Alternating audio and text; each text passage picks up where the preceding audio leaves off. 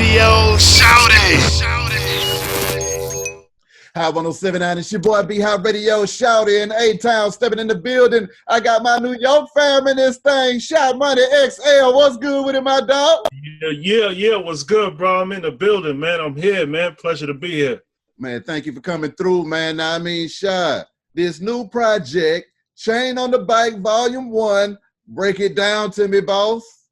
Yo, B, man, I've been in the studio, especially during this quarantine time, just going through joints, and I've been procrastinating on doing this for some time now because, I done A&R and worked with so many different artists, so it's like I done had records I cut with them, records they ain't used, stuff like that, and it's like, damn, the world need to hear this, man. They need to hear me right now because I feel like, it needs a balance right now, and I need to bring that balance. So I was like, yo, let me put this together. Let me finish it off. I mixed it right here in my crib, and I got it ready, man. And I said, yo, we got to get the world to hear this, man. We got to get this out there because I got some dope new artists on there that need to be heard. That's right. I mean, Teddy Andreas, Stargella, I mean, they got busy with that boy Prodigy on that Divine Time. Break that joint down to me, man.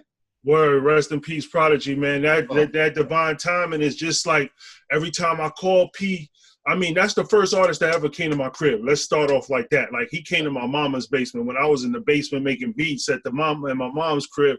He was the first artist that was on that came down there, walked past my mom's and everything. So I've known Prodigy since the 90s, you know what I'm saying? And have jumped on one of my first tracks I ever sold to call Mega, Angel Dust. So I've always been a Mob fan and surrounded by their greatness for a long time, right? And I'm from Queens too. So as time gone, we linked up when Fifth signed him and brought him to G Unit. I was working with him then. I did put him in a place for Mobb Deep. I did a few more joints off the album. And then I went to move to Cali for a little bit. And he was out there at the same time. And I was working on some projects out there, working with Dre. And I told him, yo, pull up on me. Like, yo, I'm in the studio. And he came through. And we cut like two records that day. And one of them got out with him and Slim the Mobster. And this other one was like, I just been sitting, bro. And it was like we didn't have a purpose then. We were just working because he was feeling the vibes, chilling, vibing in the studio. So, as time go on, you start going through files, you know what I mean? We in quarantine times, you listening to stuff like, hold up, bro. Yo, hold up. It's P, bro, because it's the 25th anniversary of Mobb Deep. And it's like, yo, bro, they need to hear P. They need to understand this man is a great, like, a legend. Like, so I just had to honor him, honor Mobb Deep, and just make sure that, the sound is still here, man. Hit the streets with it, man. The streets need that. Talk to me about growing up in Queens, though, with it, man, and then seeing Prodigy and Mobb Deep blowing up, and then him being the first artist to co-sign you in the game, too, man. I mean, what was that like?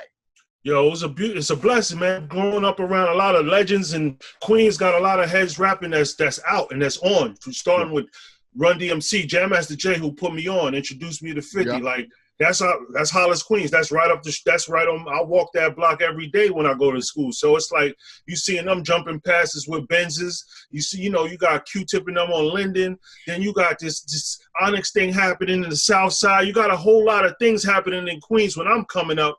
And it was a lot of motivation. So you got the Lost Boys doing their things, a lot of different sound and shit, you know what I mean? And then Queensbridge, of course, Mobb Deep, Nas, Tragedy, Gaddafi, Marley Marl, Craig G, you know what I'm saying? The whole bridge, man, you know what I'm saying? Capone and Noriega. So you got all of this motivation. You got Live Squad from your hood. So for me, I grew up in it, man, and I started as a DJ.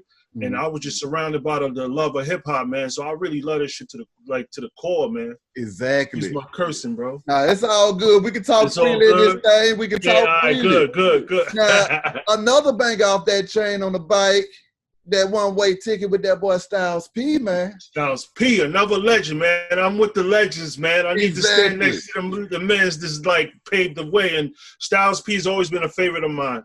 Yeah. And like once again, man, just being able to reach out and be like, yo, let's work. And he, send me verses and just, bang out joints. I A&R for Jada Kiss, one of Jada Kiss's album.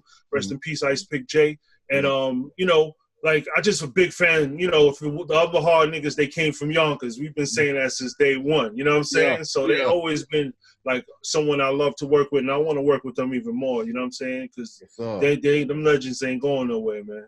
Big old facts. Now, I mean, Sha, having your own independent label now doing your thing, man? I mean, what is that like, you know, bringing up new artists and getting ready to take the industry over and doing your own thing right now, man? Yo, it's a lot for me because, you know, it's self-funded, so I'm doing it all. I'm still trying to find the right people to hire for marketing because you got a lot of people just grabbing money and going and not really doing shit, man. So it's like, you know what I mean? You got to spend wisely. You try not to turn back into try to knock someone out because they done ran off with some money. You don't want to go that direction with the business, but it's in this day and age, it's a crazy, you know what I mean, game. Everybody, you got to pay for everything, bro. So, you know, so right now it's just getting the label part and the organization of that. But the creative part, the A&R part, the delivery part, that's what I do in my sleep. That's why you're going to see these records flying out. You know what I mean? But I'm working with dope video directors, you know what I mean? Different guys creating dope content. And, you know, it's the beauty of independence. No one telling me what to do. You know what I'm saying? No one can fire me. You know what I'm saying? I got fired twice, bro. Ain't nobody going to fire me this time, bro. Come on now. You know what I'm saying? You know what I mean? I done got fired twice, bro. I'm good on that, bro. Facts. And that's for standing up, though. You know what I mean? I ain't get fired for doing some punk shit. I stood up. I stood tall, and I stood with. You know what I mean? So, you know, but that's what we do, man. In this culture, you can't stand too close to the darkness. You know what I mean? You ain't never lied. You ain't never lied. Now, when you think about the fact that you've been in the game since the 90s, working your move, what is it like now in this digital age with all of this streaming and social media and stuff and using all these different tools to kind of market yourself? Yo, it's a lot different because before we could put up posters, we could go hit the streets, and we know to connect with people, and they'll be respecting you because they see you outside in the streets. They see the posters, they see this team, they see the hunger. Right now, it's like social media. That shit is a flash, like a hot walk. That shit go with the next roll. Like whatever comes up, it's over. It's yesterday's news. It could be today's album. It's gone. It's over. It's went down. It's your blog roll. It ain't the attention span. We lessening our attention spans with that. So it's like, yeah, we could get to everybody, but honestly, I sold more records when we didn't have internet. You know what I'm saying? I sold 15 million records on my first record I executive produced with 50. Like, not me, but him. You know what I'm saying? In a sense where it's like we didn't have to be on the internet doing that. You know what I'm saying? So you can't prove to me that the internet still is multiplying the things, you know what I mean? But the streams is all good. The money is good. The revenue is cool because they done organize so nobody just playing your shit for free, which is good. You know what I'm saying? But then those sides of the game is good. The marketing and the social media is still figuring out because I haven't met an ill marketing person at a label in this day and age right now because they don't even know what the fuck to do. You know what I'm saying? So, you know what I mean? So right now it's really the music and getting to people like you, that the DJs, the people that love it, that can spread it. Because without y'all and without what we do, it ain't gonna happen. It's we the foundation. You know what I mean? DJs and music makers, man. So it's very important, man. Now I want to get into your story though, Sha. I mean, hooking up with Jam Master Jay as a young protege, what was that like? Because I mean, folks know Jam Master Jay is the man that brought the flavor to Run DMC. So I mean, you was over there next to the sauce, man. So what was that like? Nah, that was a lot of game being soaked up, man. Shout out to Randy Allen. He's still here. And he was like, him and Jay would have me going in from anywhere from just sitting in the car, just so they don't got to pay no fucking $50 in parking, to come into the studio, let me hear your music. And once he heard my music, the whole part of me being an intern, it turned into, now he a creative. So the respect immediately came when he heard I had talent, but then he started teaching me, yo, your drums need to match up. Like the kick and the snare don't sound like it was like a drummer playing it. Like you gotta have that shit matching. Like he was telling me little things that I wasn't paying attention to. And then I was listening to all the stuff he had, Onyx, which was popping, Sweet Tea, and then Lost Boys. And then he had a whole bunch of other stuff he was doing with other people. And it was like, yo, and then he played 50 Cent, of course. So he was evolving and changing with the times, and I was watching a man coming out of the 80s as a legend, but now creating new ones. You know what I'm saying? So I was soaking up all of that, man, and soaking up the whole fact that he was so kind to give back to a little brother that he didn't have to give shit to.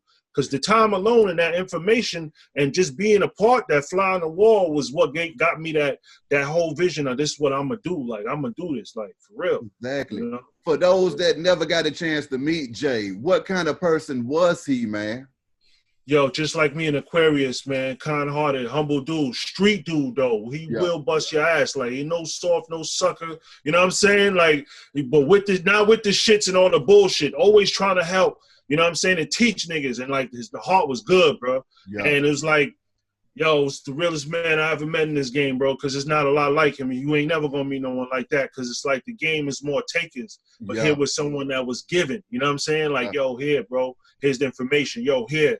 You like this kid? I was going crazy when I heard Fifth Demo. You like him? The nigga went and got the nigga and came back and introduced me to him. That's how I met him. Just because he seen my reaction. You know what I'm saying? So it's like, who giving you that? And you just an intern, nigga. Like, I'm an intern, nigga. Hell yeah. You know what I'm saying? So it was love, bro. Love. Now, talk to me about that initial reaction when you first heard a young 50 going crazy, man. What was going through your mind at that time? Yo, what was going through my mind was like, yo, you know, Puffin had all his little thing going on. So it was like, yo, this is some Queen shit? Yeah. Yo, this is what I'm talking about. It was like, it was like you could hear the hunger, man. You could hear the voice. Yeah. You could hear like, it was like a cross between what Mace was doing, but not as poppy and like, well, he was but it had that voice. And then it was like the grittiness in the streets of Mob and Nas and like, and it was like, but he wasn't yelling. You know what I'm saying? It was, you know, I'm used to listening to Onyx yelling and Lord's Boy, yeah. And it was like, yo, this dude just rapping, monotone, and he going at it. So when I heard that, that was the beginning of me like, yo, that's what's next. I heard it. From that time on, bro, I heard it. When he came with that How to Rob, man, and that kind of shook the industry up, what was the reaction to the people back then when that song dropped and all hell broke loose? Yo, I mean, I'm from the north side of Queens, Hollis, Shadyville, and a lot of my homies used to be telling me, yo, you shouldn't be running around with that nigga. Somebody gonna get that nigga, man. So a lot of my niggas was, I call it scared. Like, y'all niggas is scared. But they was telling me, like, don't fuck with him. You know what I'm saying? Like, you shouldn't be running around with him. I lost a friend that was on that same, he kept hitting me with that, like, stop fucking with this nigga. Yeah. You know what I'm saying? Yeah. And it was like, nah. But I knew he was a troublesome dude from the time. I seen how he was moving, so it was like, I'm one of those, like, that's who he is, bro. Just fuck. Like, this rap shit ain't nothing nice anyway, so that's what he doing, Yeah. And so I just got to be able to understand artists at an early time, so I was able to just let him be him and just, like, I respected it because it was real. You know what I'm saying? What was y'all relationship like early on when y'all linked up, though? Our relationship was, one, I had my V, so I was moving around. I'll pull up on him, and I would tell him, like, yo, you should go see Stretch, or you should go do this freestyle for this nigga, or you should. So it wasn't just me being a producer to him. It was me being a connect to the game, like, yo, I'm interning at Def Jam. I know these DJ. I know a few people. Yeah. You should be letting them hear your shit, or you should do this for them. So that's going to get you over there. So help him kind of see the thing. And then he was always with it. He wasn't no lazy nigga. So he would be doing shit, Stretch, everybody that I plugged him with, he was all for it and did it. And, you know, he was trying to, like, at the time, Beanie Siegel was being known as the dopest rapper, and he was going hard. Yeah. And he wanted to kind of, like, just break past that. I can dig it. Now, I mean, when it got time to hook up with Shady Aftermath, what was that transition like in y'all's life when you realized that, okay, we were out here in the streets, we done built this buzz, but now it's time to go worldwide with this thing? Yo, because he had the lawyer he had at the time, I was just like, yo, bro, you need to get with this other lawyer. My lawyer, actually, Theo Suttlemeyer, you need to get a little Jew in your life, bro, a little Jew unit. You know what I'm saying? So I was like, yo, bro, come fuck with him because he connected. He young, he hungry. Yeah. So, yo, he listened to me, and he connected with Theo. And one day we in my basement making music, and Theo called like, yo, Em heard the mixtape. He called. He want to fly you to LA tomorrow. You coming? I had to ask Fifth, you going? What you want to do? He's like, let's go. Yeah. And that was it, bro. That one phone call, bro. That was it. Crazy. Now, to the basement studio. Say what now? Phone. It came to the basement studio. It wasn't even cell phones. I didn't even have a cell phone, bro. I don't even think. Hell no. So now y'all touched down in LA, and it's time to get rich or die trying in this thing, man. What was it like crafting that project, and did y'all think that it was going to be as big and as crazy as it turned out to be? I knew it was. I knew it was. I knew it was. Yeah. It was amazing, bro, because we working with Dr. Dre and getting to see how someone on a level like him was working shit. So recording, the whole setup, his engineers, the whole studio, the mic that he was using was like 10 G's. Like, I'm gonna use a $120 mic, bro. This nigga shit in stacks, bro. So I'm like seeing the difference. Yeah. And I'm looking at Fifth like, yo, we gotta take some of this back with us. This nigga is fucking cheap as fuck, don't wanna buy shit. So, you know what I'm saying? So I would literally, this is like I said, before the whole MP3 thing, Dre would give me the CD of what we didn't finish or the beat, and we'll record it back in my basement. So half of that, most of the album was recorded in my basement. What? In the club, all them joints. And then we'll go back out there and do overdubs and do extra stuff. And then he'll coach 50, and then you learn how, you know, how to coach an artist through shit, because I never knew how to do that. And I watched how he coached 50, and I picked up on that as well, you know what I'm saying? Because we was in the basement, I knew what was dope. Another take, say it better, boom, boom, boom. But he was doing some, say it like this, say it like that, like tones and all kind of other shit. Like, yo, I was like, oh, this is ill, man. What was that like for you as a producer yourself, being in there with one of the greatest producers of all damn time, if not the greatest? Yo, for me, it was, yo, Dr. Dre, I mean, come on, bro. That's the man, bro. So for me, I was like, this is the illest thing in the world, to be next to him, soaking up this, seeing that he actually mixed the shit, touching the boards and the knobs and mixing the shit, EQing every vocal, every drum himself, not the engineer, him, bro. So I was like, yo, this motherfucker is ill. So, and then how the records came out, man, you just, it's timeless shit, man. And then you learned a lot from just soaking up that game and being there and hearing him out, listening to what he telling you to do, and telling me to go back home and use a compressor with a mic pre, like, because we wasn't using none of that shit. So he was the one telling me what I needed to get. You know what I mean? So now y'all drop Get Rich or Die Trying, and this thing blows up and goes crazy. How did that impact y'all when the fame and the money came in and you knew that, hey, man, we ain't seen nothing like this before, but I think we can get used to this? Yo, you know, money, as they say, money changes everybody, right? So I guess everybody went through this whole change, like, and for me, I'm the same nigga. Like, I was just like happy. Now I got me a Range Rover. Now I can buy me the equipment I need. You know what I'm saying? Now I got me some money to do what I want to do to just keep going forward. So that shit came with a lot of changes where you know, people just, you know, they need that extra power because they think the money bring the power. So you got to get used to that. You know what I'm saying? And I see the artists, they start changing after things start happening. So the same nigga that walk in your house that's nobody walking out a millionaire, and somebody is giving you the ass to kiss now. So now I got to kiss the nigga ass that just came in my house working for free for 2 years. You know what I'm saying? So I don't know, bro. The game just got it twisted, like, because I'm the same nigga. So I want to be treated and loved the same, respected and appreciated the same. But these niggas get lit and they think that level be making them the warrant, like that. Now you got to respect this level, nigga. Like, I still respect you, homie, but it's go both ways still. So, you know, that money changes shit and the shit holes start getting different and we got to adjust. And I was 26. I just became a millionaire. So I made sure I held on as long so I could adjust, baby. Yeah. You know what I'm saying? Exactly. So I keep that money right. You know what I'm saying? Come on now. So now you 26 years old. You a millionaire, man. So obviously you got the vultures, the women, everybody coming at you out of all of these different angles. How are you adjusting and dealing with that part of the game, Sha? Yo, just the craziest part about that, I would have to thank my man Terry Starks, because I got closer to God, man. So I kind of changed a lot of my ways at that moment because I seen the demons coming in all different shapes, forms, directions, and friends, baby mamas, and everything. So I had to, like, just get really grounded, man. And, you know what I'm saying? I got saved, bro. You know what I'm saying? And I changed my ways a lot, you know what I'm saying? And I kind of got away from all of that energy, in a sense, where I wasn't letting it pull me. And my mom's was there for me, so she told me a lot of stuff that I keep with me. And, you know, got family, bro, and that kept me grounded, bro. You know what I'm saying? I ain't changed much, man. Just the numbers changed, but I pretty much the same dude. You know what I mean? Exactly. Having G-Unit. Now, did y'all come in with G-Unit, or is that something that y'all spun off into after that album dropped? No. Fifth came in with it. From the time he came to my crib, he had the tats. he brought the first day he brought Tony Ayo and Banks there. He was like, this is gonna be the crew. And this is what we're gonna do. We're gonna get this, we're gonna start this. And first record I ever did by G-Unit I produced, Bad News. You know what I'm saying? Yeah. Like first session was in my basement and we worked for 2 years and did all of those records that got them to the point where everybody fucked with them after that.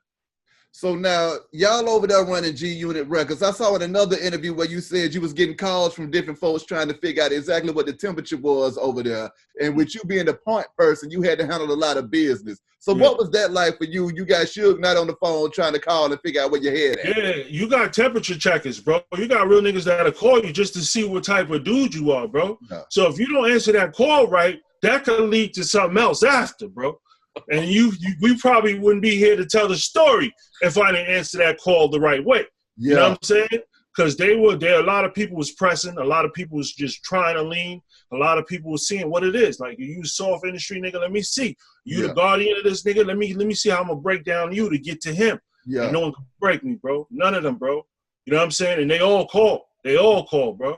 You know what I'm saying? I done became friends with them because they was calling so much. Me and Haitian Jack came friends, bro. So, like, you know what I mean? Like, so it was like, you know what I mean? The Suge call was a real one because he was like, you can tell you, we in LA, this nigga really checking in, like, for real. So it was like, so you had to let them, like, come on, bro. We not doing that, bro. So now, after you done watched Tupac and Death Row and all of that stuff before you, and then you go out there to LA and you get the call from the Suge Knight and he's coming with the full court press, what's going through your mind at that time?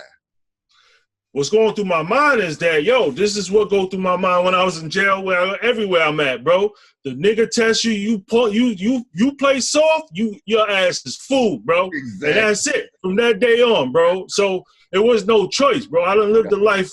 I've been raised in Shadyville, bro. They done taught me, bro. Yeah. Like, we not doing that. I'm a Haitian nigga. I had to fight my way out of shit just because I was Haitian, bro. So there's no nigga gonna make me afraid, especially if we got the squad and we ready. Like, come on. Like, so it wasn't even a possibility for him to put fear in me. I gotta ask this question though. I mean, coming into the game, working with Jam Master Jay and then working your way up through the way you got to. Did you see a lot of this stuff coming down the pipe, or did it surprise you? Or, I mean, what was your, mental when you went into this stuff? Was you thinking it was going to be all fun and games, or did you realize that, hell, I'm still in the damn streets with $1 million? Yo, that's the real part. Yeah. I didn't think it was all that, you know what I'm saying? I think, but that shit was this shit is real, bro. It ain't no different, bro. It's just...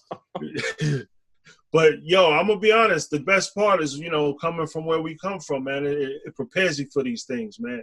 Exactly. And it's like, it was just another day after a while, bro. It was just another day. And it was like, all right, just know who your circle is, man. And make sure there ain't no motherfucking squares in that circle. Make that circle so small, a square can't fit in that shit, bro. Facts. And, you know what I mean? And that was the goal. That's why my original name was Sha Self, because I done been in jail. I done been myself a lot, so I done attributed myself according to what I live. So it's like hard for me to trust some of these niggas right now because there's a lot of fuck shit going on.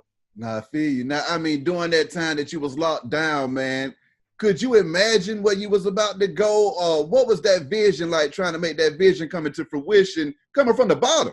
Yo, the vision was this. I got locked up trying to buy this drum machine. I couldn't get 3 stacks from nowhere, bro. I'm 17.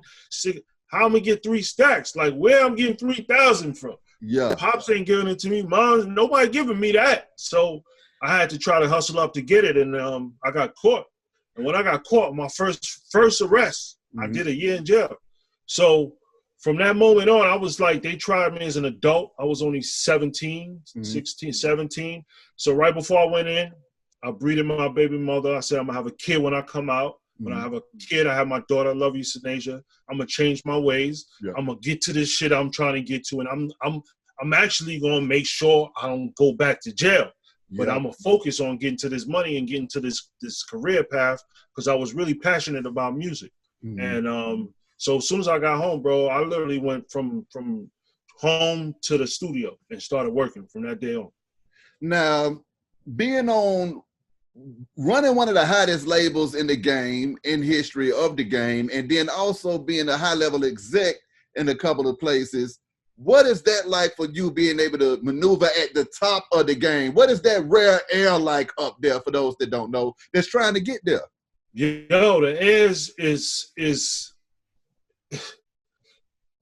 it's a virus, bro. This shit is corrupted up here, bro. I feel Nigga, this shit is crazy. These niggas, ain't enough brothers up here, bro. They sure ain't making us fucking running this shit. So it's a lot of mental shit you gotta fuck with, because you like, you know, you better than half of these people, but then the challenges become not even who's the best. You know what I'm saying? So it's like, so you dealing with a game that's really twisted, bro. You know what I'm saying? And then you got your brothers pulling you down at the same time. So It's like, yo, I'm on a different frequency than a lot of brothers. That's because I'm grounded. You know what I'm saying? I'm happy. You know what I'm saying? I'm good with everybody. Family, love, kids, baby mamas, everybody. They all got their money. They all good. Everybody good. Yeah. I ain't selfish for nobody. You know what I'm saying? So it's like, I ain't got no issues. A lot of people run around with issues and they take it out on life. And it's like this game where we're in the rap business where we could actually run it. We can't run it because the brothers is pulling each other down. And then they just like, all right, y'all keep doing that. We going to do this. Exactly. And so, you know, where I was at, I was honored to be working with L.A. Reid because he was the last black chairman, as you see. I learned a lot from him. You know what I'm saying? It was a man of class, a man of real morals, you know what I'm saying? And he taught me so much shit beyond just, you know, A&R. But, you know, it's just that we got to value ourselves and each other more and respect the game and kind of lead our own way with a better path than where we at right now. Question. When you grow up in life thinking to yourself, I got to be the best. And then you rise up through the ranks and you realize that it's not even about being the best no more. How much of a mind fuck is that for you when you realize, okay, now I got to adjust to a whole different game out here?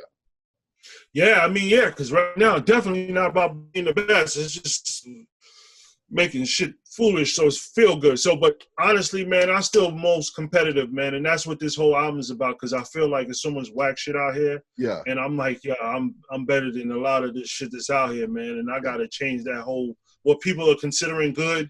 The guy that's number one right now, that's the biggest rat that flipped on this whole world. And like, that's where we're headed. Yeah. And it's like, nah, bro, why this guy's like, so it's like the balance is not right. And to be competitive and want to be the best is still in me, because it keeps that fire lit, because I'm watching this versus shit. I'm watching all of these battles. I'm watching all of this. I'm like, all right, are they done? They done?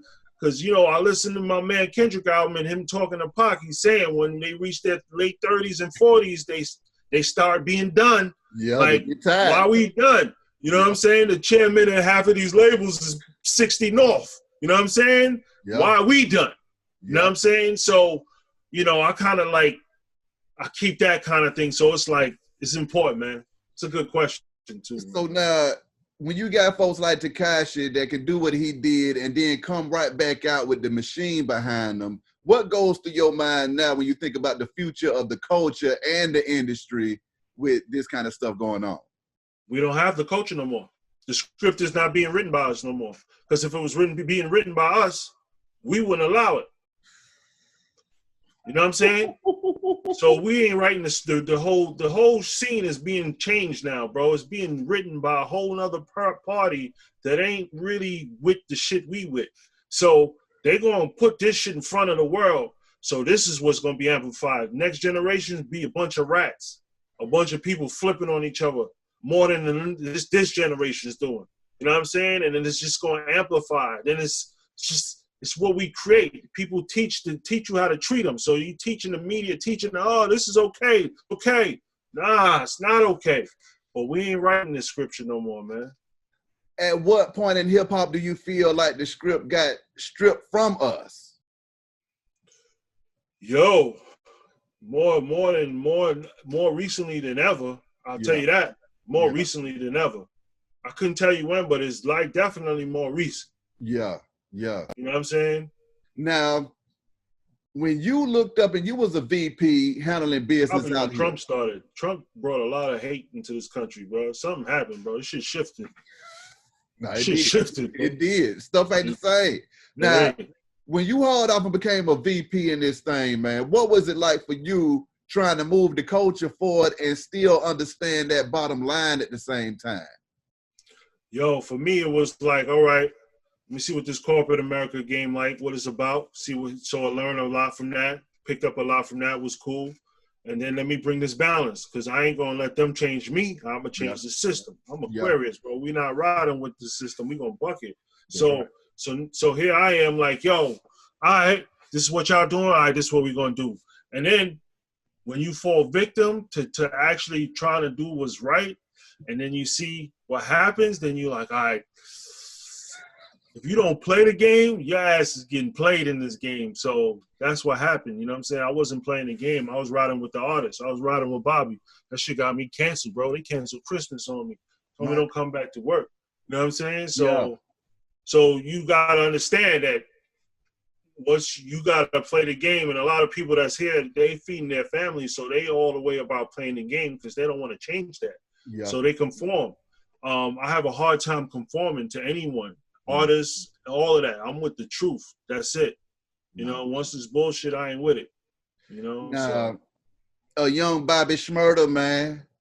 Talk to me about discovering that guy talent and when his music went viral and went crazy. What was that like? Yo, it was the best feeling in the world, because it's like, yo, New York is quiet. We're suffering, man. You know, y'all was bodying us, man. Lab's killing shit. So we sitting here like, okay, what's next? You know what I'm saying? Yeah. You know, what's next? Mars, what's the next guy coming? So now we're sitting here, and I'm sitting here in A&R mode. I'm happy with 2 Chainz and Crit. I'm killing it. But I'm like, yo, I got to do something for New York, bro. I ain't got shit. What the fuck? I just did Yo Gotti. I Am just came out. So I'm like, all right, good. But, yo, I'm going to work in the city every day. I'm in my city. I'm listening to fucking this one guy who they thought was going to be the guy. I told everybody he wasn't the guy, so I'm not mentioning him because he's not the guy, right? So we thought New York, that was the savior. Even 50 stood behind him. But guess what? He wasn't the guy, right? So now I'm like, yo, I'm all ears, everything. Signal's gone. I get a phone call, as it always happens. Mm-hmm. Thank you, God. And my boy's like, yo, Sha, some kids from Brooklyn, some knuckle-ass, rowdy-ass Haitian Jamaican kids that you know what to do with this shit, Sha. Check this shit out. Yeah. Send me the link, bro. Shit got like 2,000 views, bro. I called them back, went crazy. Like, yo, I need to see this kid right now. Where is he at? Homie was on Florida time. He was doing something with his uncle. Shout out to Debo. And I had to call Debo and his manager, partner at the time, to set it up. And it all worked itself out. A week later, man, he sat there. L.A. Reid in front of me. We didn't let him go, bro. We got that deal done the same day he came in, bro. Real way. The real way. The way it's done. When Bobby got locked up, man, how did that impact you? When it stopped? Bro, I was with him. I was with him. What? I was in the studio. This ain't no fucking, like, I was there, okay? I just flew from my beautiful house in Malibu for a Christmas party, landed, could have chilled at the hotel with my wife at the time, and just now I went to the studio. Now I got to check the homies. They're right up the street. Let me go see them. Yeah. So 12 o'clock, I'm landing. I'm at the studio. Bobby happy. Yo, so he playing me records. As he's leaving, I said, let me come down with you. I'm in the elevator with you. I'm telling him everything. Safe precautions. Don't this, them, that. Sha, I'm good. From that moment that he left the studio, I knew something was wrong, because that whole energy in that building, from the time we walked out of there, I seen they looked like they were plain clothes, but them niggas was cops, bro. So from the time that I walked him out, I'm like, I'm going back up because Rowdy's up there. I could never leave from that time, because that's when the whole invasion, as soon as Bobby walked out, they invaded him in the car, and then they started coming upstairs. And that whole shit, I was there, bro. I was in cuffs. They couldn't arrest me because I ain't have, I'm here doing work. Yeah. But they had me in cuffs the whole night from 12 midnight to 7 in the morning. We all in cuffs in the studio until they find everybody that's in the studio, find everything they was looking for. And then that shit, you know what I'm saying? I was there. You know what I mean? So it's a different thing. And I'm sitting there, even me and Buster, like, shout out to Buster. He told Bobby the same shit I was telling him while we was in the elevator. Yo, Bobby, be careful. They're going to try to pull you down. We giving him the word like, yo, we seen it, bro. You know what I'm saying? Because you can't go but so many places, and you starting to see cops from your hood in the city. Like, if you start seeing cops from your hood in your city, that ain't good, bro. Yeah. Like, that means something's happening, but he wasn't paying attention, bro. And shit just happened, bro. And when it happened, they was determined. They had a bus full of cops that came off a bus and arrested and took everybody, bro. What was going through your mind when you thinking about all of this potential that he had just going up in the air like that?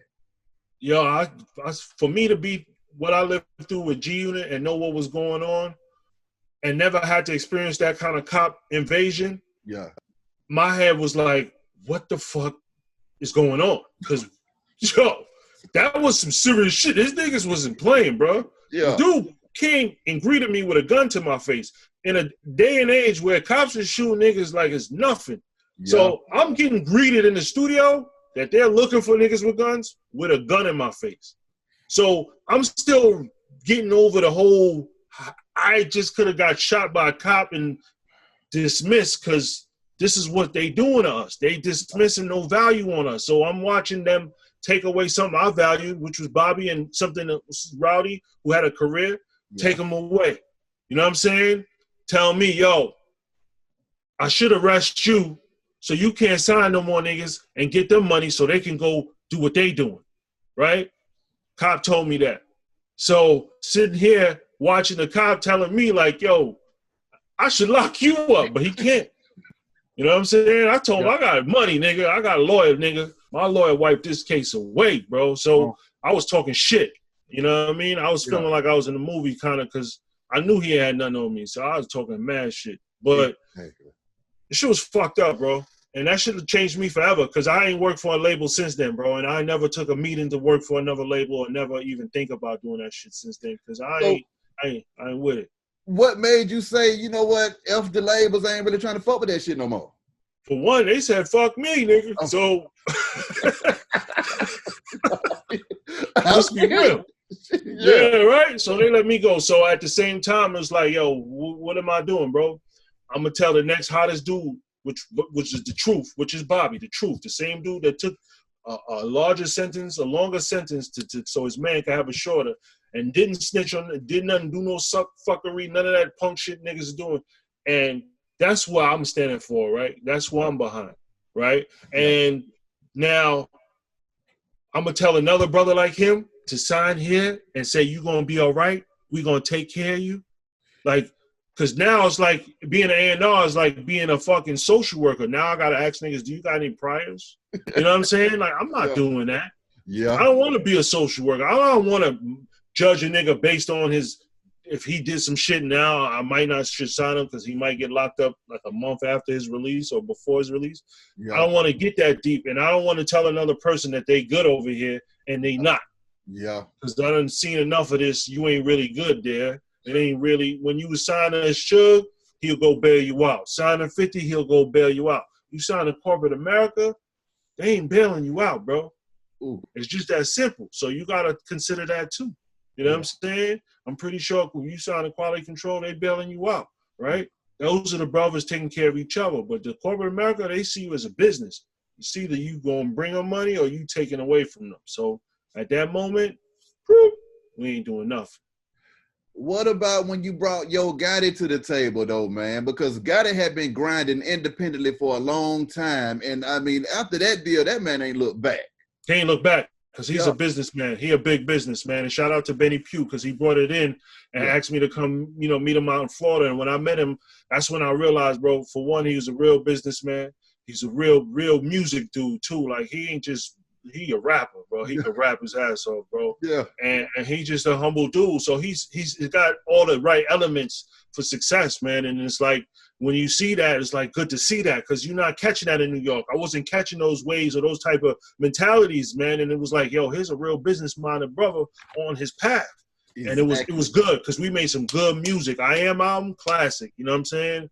And for me to be able to get with him, and then he was like, yo, he listened and he took like a lot of beats that I gave him. He did the J. Cole feature on the album. I did the beat on that joint. So he worked with me like real A&R shit, and it was good, bro.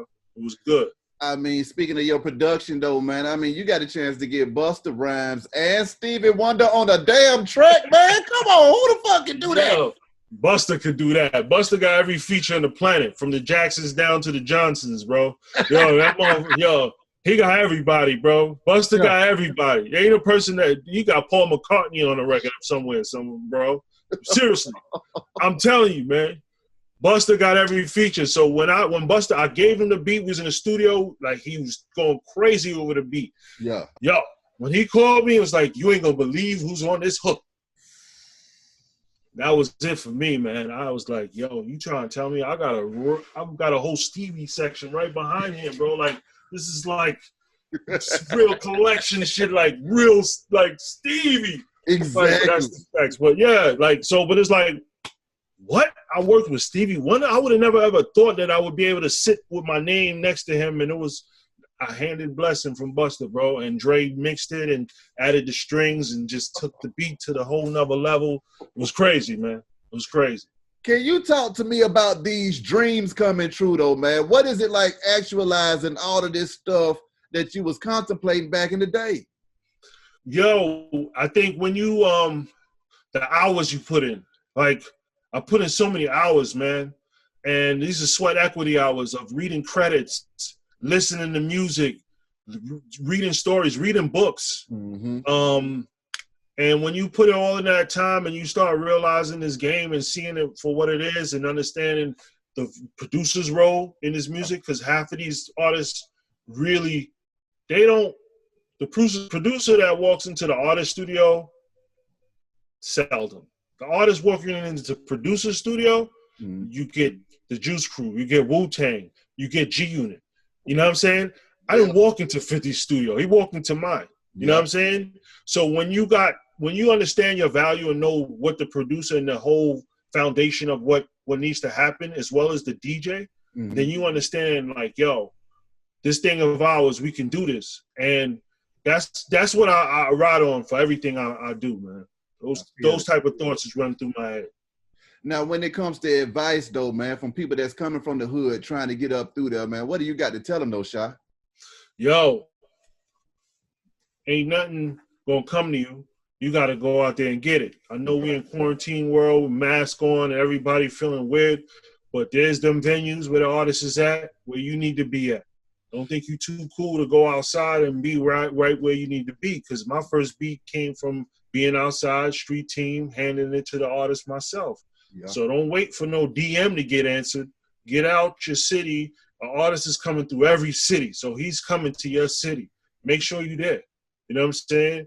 Make sure you're at your local station, getting love and respect and being cool. Don't be crazy about it. Don't be aggressive. Just be cool. Believe in yourself, man. Some of these people are just too aggressive right now. So you got to just know how to talk too. You know what I'm saying?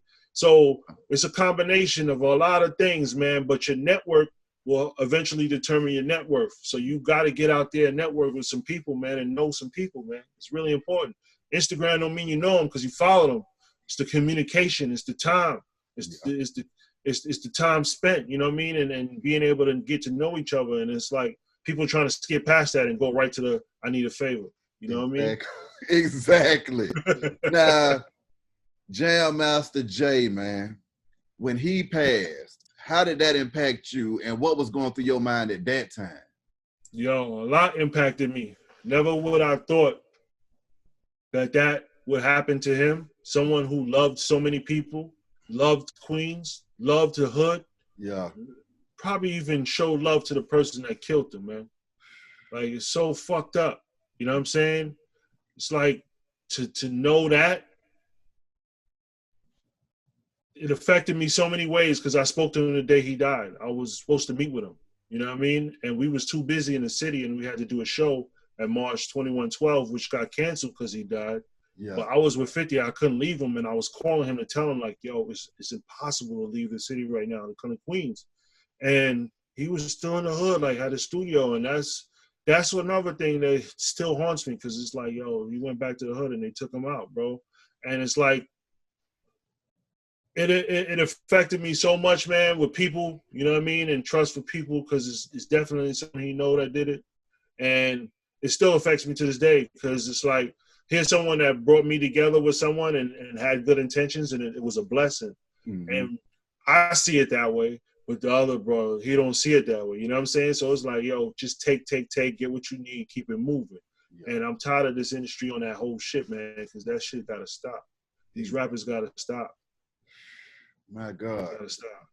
Now, with Prodigy, with him being a truth teller before he got up out of here, man, what were y'all conversations like dealing with him and him coming back just on some whole different, I just got to let people know what's real out here? Because a lot of artists and a lot of people just don't like to tell the truth no more. And where Prodigy was at that point in his life, he was like, I'm going to give it to you raw. Yo, me and Prodigy used to read the same books. We used to study some of the same things. So we used to talk about way different frequencies and levels. Like I said, I was Sha self, my attribute, like, so his mind was really, like, he was thinking of some real shit. And sometimes I would say it was like a little bit too crazy.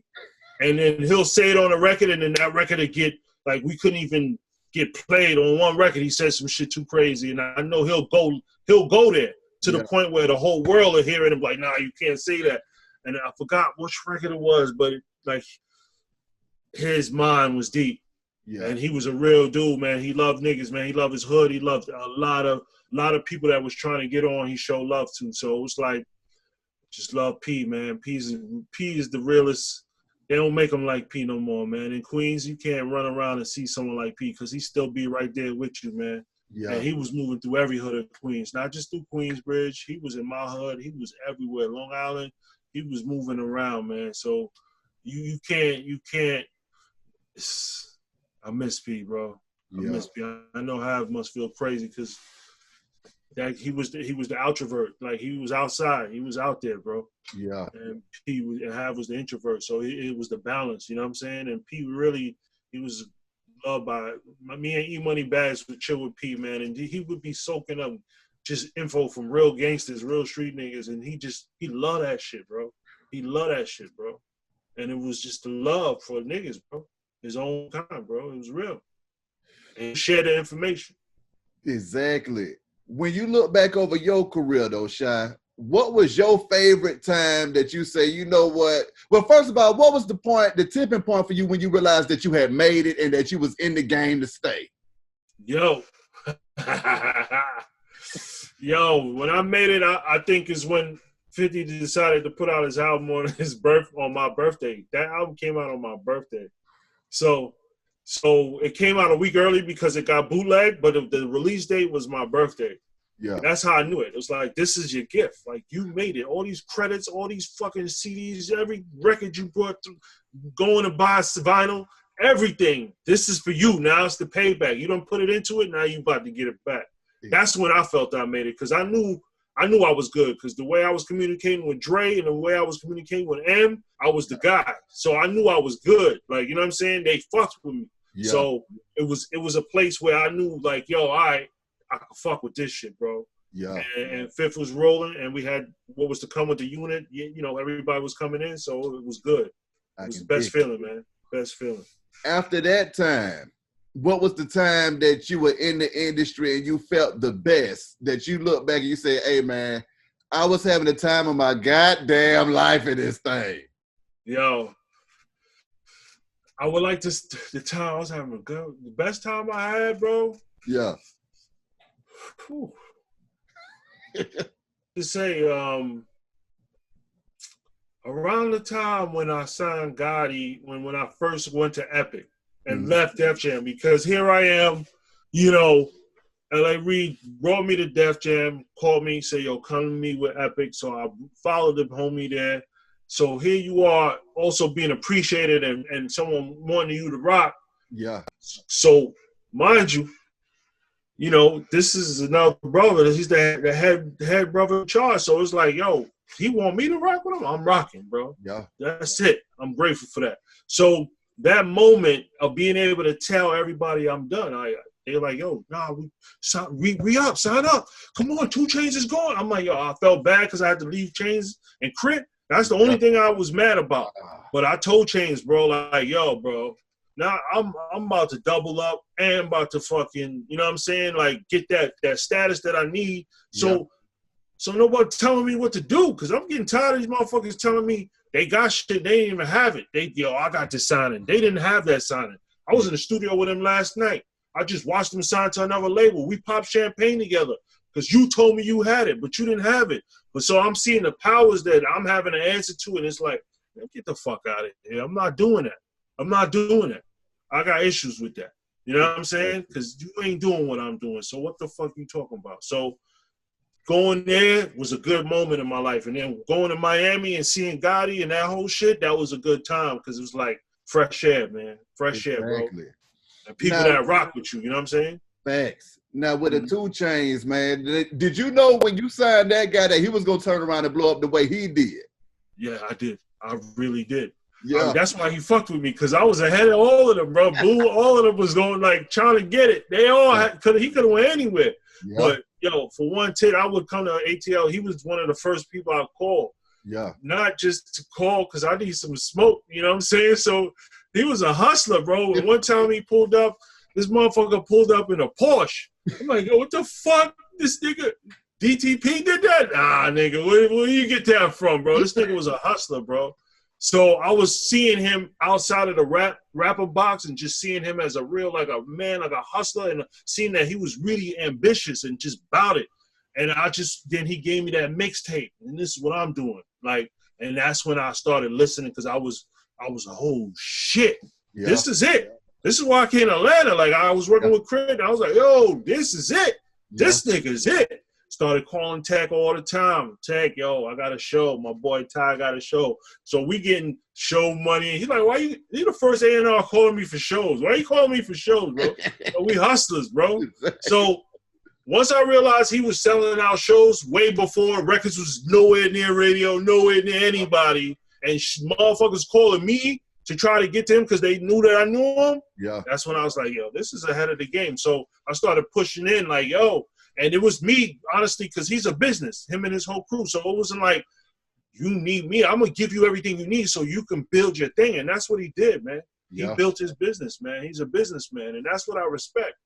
Artists that are businessmen and that know how to sacrifice to win, to gain. And he did all of that, bro. He grinded it out. We was in his studio right off, yo, that shit was like a trap, bro. That shit was crazy. But we was in there, bro. I was in there, and I seen that motherfucker work all through the night. Verses, hooks, verses. Yo, they sent the money. All right, boom, knocking out verses, send it. I've never seen no shit like that, bro. They ain't doing that in New York. So I'm like, yo, this is what I'm talking about, bro. This is what I'm. So I was a media fan and knew that Tit was it, bro. Like, Chain was about to go, and I threw my hat in early. And like I said, bro, I said, yo, bro, I'm not standing in your way. I'm gonna try to help you get everything you need, man. Take care of everybody that you gotta take care of. Take care of Shock, everybody, bro. And let's go, bro. I truly believe, man. Now, out of all of the artists that you work with, man, I mean, which ones impacted you the most that you feel changed the way that you were conducting yourself? Or did you learn from that experience from them? Definitely working with 50, working with M, working with Dre.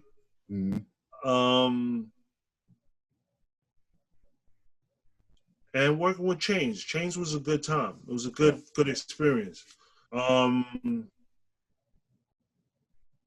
Yeah, I would have to give it to them too. Those two, and then of course Dre and them. Like, you can't. That experience alone is something you never forget, because it's a professional level. When you're seeing someone show up at the studio at a certain time with the amount of work they're getting done, and then you see them leaving at a time where they're going to spend time with their family, that kind of teaches you another thing, you know what I'm saying? Because that's what M was on, you know what I'm saying? He was really on some real, this is a job, and we're going to do the work, and then he going to do his family too. So I was respecting that shit, bro. So it's like a lot of things I seen with him and with Dre, just how Dre gave it up, man, the creativity that was around it, that surrounded him, how he allowed all of us to be creative and free and add input, add a string, add this, whatever, you know what I mean? And this, he worked to the point where if you fall asleep in the studio, it's not a good look. It's not a good look. So I used to fucking do everything and not fall asleep in the studio until that one time I did, bro, and I regretted that time. This motherfucker don't sleep, bro. Yeah. So just that kind of energy. Of course, Gotti, seeing someone that work. Like we get in the studio, he working, man. He cutting vocals, he's cutting records, he's writing songs. That was a good experience, you know what I'm saying? And yeah, those Gotti Chains 50. Really good. Crit did a lot of work by himself, so I didn't get that much quality time in the studio because he worked a lot by himself. Uh-huh. You know what I mean? So I didn't have that actual time where we created together. Get Rich or Die Trying. One of the probably greatest hip-hop projects of all time as well, not just with the sales. What was it like? Were all units clicking on all cylinders during the production of that project? Or what was it that caused that project to hit so damn hard, man? Oh, you got someone that's coming from the illest position, someone that made it out of something a lot of people don't make it out of. The story was so real. Yeah. The music was telling the story so real. The music matched the story so real. Everything was just completely on point, bro. Mm-hmm. Everything. From the artwork to the picture to the song to the beat to everything to the person. It was a story that actually became a movie, right? So How many rappers out here with movies? Exactly. You know what I'm saying? Yeah. Eminem and then him. Exactly. So he done lived somewhere he could tell it in a movie frame. So when you have that kind of intensity, and he knew how to kind of make it all, because he was 50 know how to start some shit. So he was starting a lot of shit in Queens, and he had the worst gangsters irritated, bro. So that stirring pot that he stirred, it created a real wave because it was marketing. Everybody was talking about him. Whether they hated him or loved him, they were talking about him. And to his day, he uses that. What was going through your mind when this man had the worst gangsters pissed the hell off? Yo, I came in it knowing that because this guy, one of the first sessions, this dude wanted to slap box with me. So I'm in the studio, and he like testing to see if you soft. So he's one of those kids, right? Like a real bully, yo. So this guy's a bully, bro. So he tested, and then like I told you, like, yes, I'm a fight. So me and him slap boxing. We catch each other, right? So then you get to a point where you understand who he is. Mm-hmm. And that's what serenity is about. You gotta accept the shit you can't change, man. And I was one of those people that, this is who this motherfucker is. You got a lot of people in your family. That's who the fuck they are. And he's just another person. That's who he is. Yeah. Just got to accept it, bro. Just hopefully one day he don't bring that shit my way, which he did. You know what I'm saying? But, you know what I'm saying? Shit happens, bro. I feel that. Yeah. Now, during the time in the industry, were there any times where you were like, man, I just want to walk away from this shit and I want out? Fuck yeah, bro. Fuck yeah, bro. Yeah, bro. I mean, yo, I felt that shit after the Bobby shit, bro. I was out, but it's like, yo, and I'm listening to Pimp a Butterfly, and like I said, Kendrick's talking to Tupac at the end, and I'm listening to that shit, and I'm hearing him, and he's saying, yo, if they don't retire us, you're gonna retire yourself, because they definitely gonna retire you. So you better keep that flame inside of you, or you're gonna retire yourself. Yeah. And I was like, I'm not done yet. I'm sitting home, still making beats, and like, I still love it. I found the kid, Joyner Lucas, and then I'm like, all right, here we go. Let's do it one more time. The kid was saying more positive shit. He was doing a little bit different.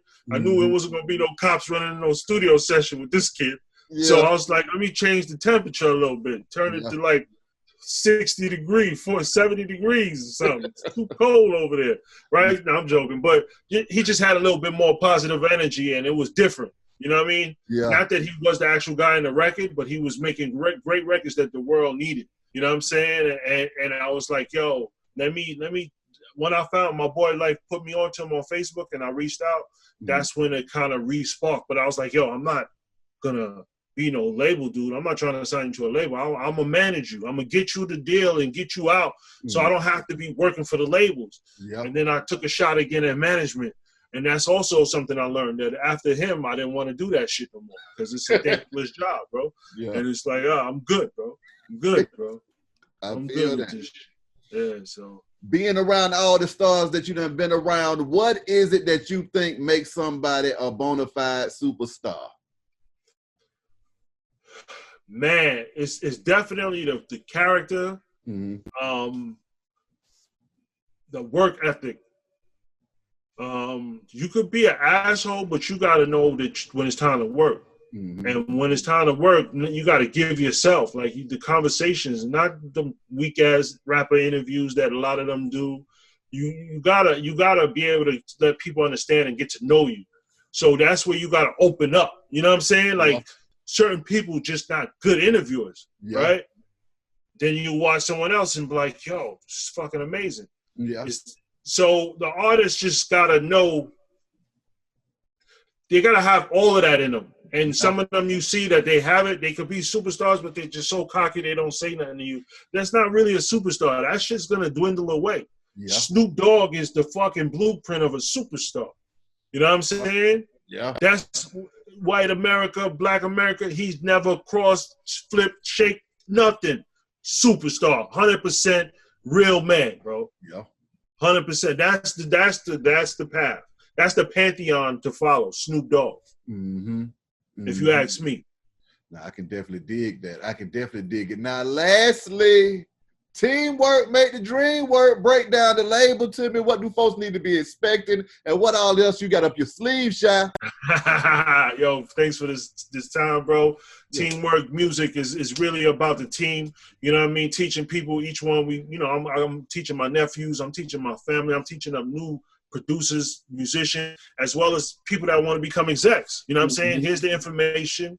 But at the same time, it's like I make music. So I'm about to give you some real dope artists that I feel are dope. Just like I told you, everything else that I did that actually came out and you fucked with it, it's the same shit, man. It's just different areas. Some from Ohio, some from New York, some from Atlanta, some from Florida. You know what I'm saying? All over the U.S., even Cali. So you're going to see me mix up with a lot of new talent. And I like opening the doors. I'm not the type of dude that like to stand next to the man that's already made. It's never been my story. So I'm not, this ain't like, you know what I mean? We the best thing, like everybody's doing it together. Like, I'm not doing it.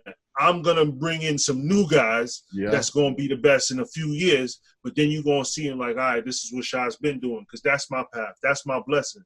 So that's what teamwork is about. It's about opening the doors and getting some new talent in this game, man. I can definitely dig it. Well, Sha, appreciate you stopping through and chopping it up with a player, man. Yo, that's love, B. Yo, for real, bro. This was great, man. Appreciate you, bro. I'm here for whatever you need. You hit me anytime, man. Yeah, I will, bro. Appreciate you, B. No problem. Take it easy.